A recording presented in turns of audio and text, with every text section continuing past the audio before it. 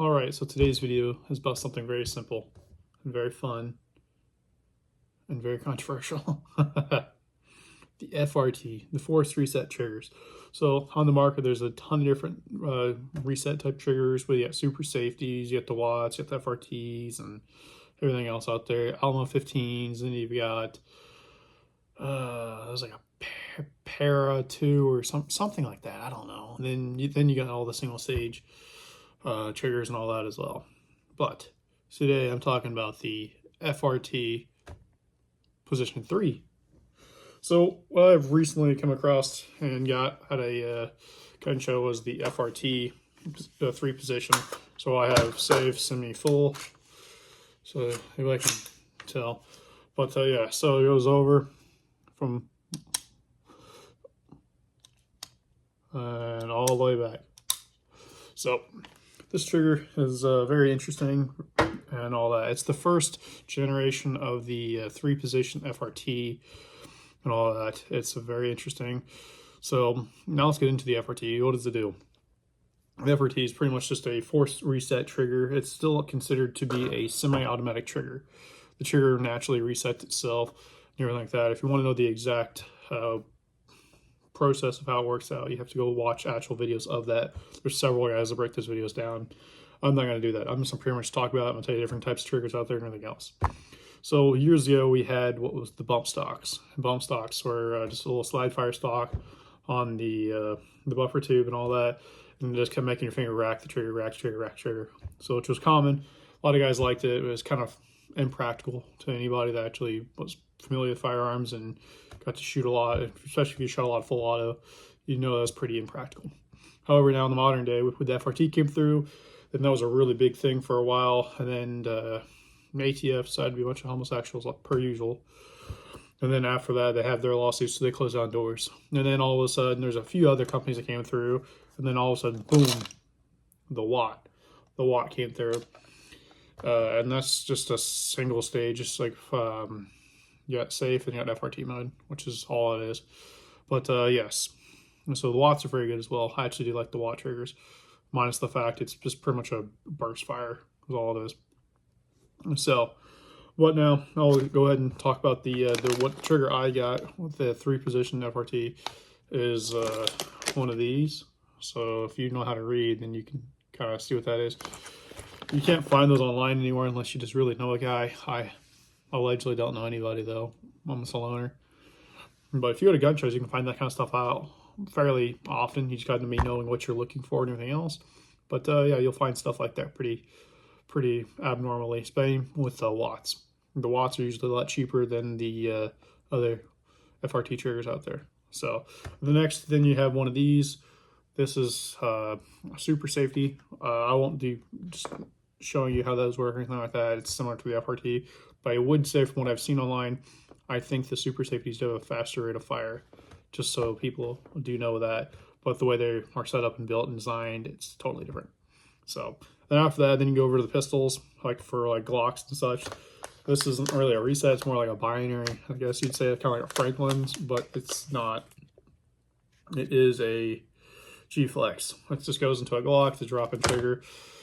Pull the trigger, round goes off, release the trigger, round goes off. Same thing as binary. So now we've gone through that. We got that out of the way. I'll show you guys this again because there's a lot of local gun shows. If you see that, that is what we're talking about today. All right, so cool. So pretty much what it is, it's really simple. It's just a drop-in. You just punch out your 2 trigger pins, or trigger pins, punch them out, and put your new ones in, drop your trigger into it, and all that. The safety, it is ambidextrous, so you can use it for a bunch of, like you can use it on either side. It's just ambi.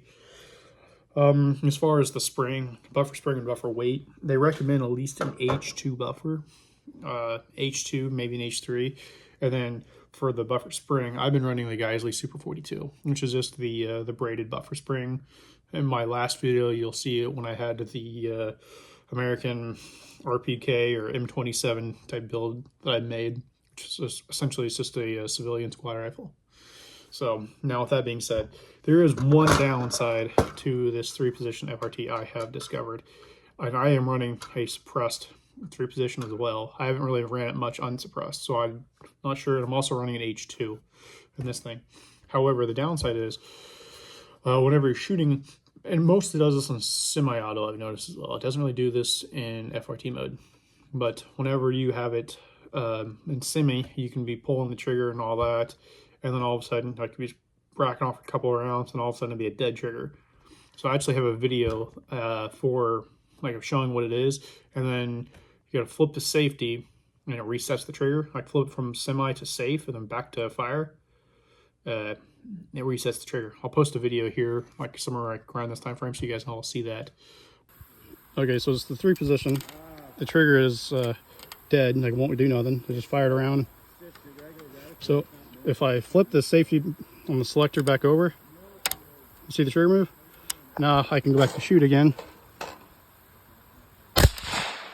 That's fine. And then you'll see what I'm saying, and you'll be like, strange. I'm actually going to be having a conversation with the guys I got my 3-position from here about that pretty soon. Asking them, like, hey, what's with that? Is that a design flaw? Am I installing it wrong? Do I need a heavier buffer weight? Different bulk carrier group? Unsuppressed? Is it bad ammo? Like, what's the deal? Or mags or something. I'm trying to figure that out now myself. But I've recently discovered that flip from fire to safe, back to fire, and then it resets the trigger. So other than that, though, it's pretty easy. It's fun. You kind of flip the switch and kind of show off in front of your friends, or if you really just need to do some suppressive fire activities, that is another really good thing to have. So I would pretty much include in the video here. However, the last video I posted about the American AR RPK and N27 IRAR, just civilian squad rifles, all it really is. I did add something to it here within the past week. After shooting it a lot more, I've decided, I was like, there's a few things I don't like about it.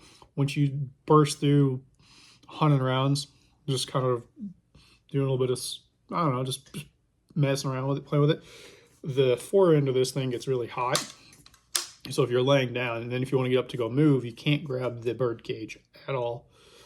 So I added this so I can leave my bipod out and everything else, or if I want, I can put it back down, but I can grab this and I can move and shoot and go back to work. So that is something I have added to mine.